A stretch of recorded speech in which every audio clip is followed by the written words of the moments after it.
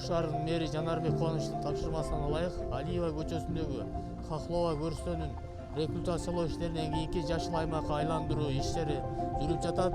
Жалпысынан бүгүн бул жерге коммуналдык чарба тармагындагы муниципалдык ишканалардын 20га жакын атайын техникалары, 200ге жакын жумушчулары тартылган. Бул жерде азыр жерди тегиздөө, көчөттөрдүн ордун даярдоо иштери жүрүп жатат.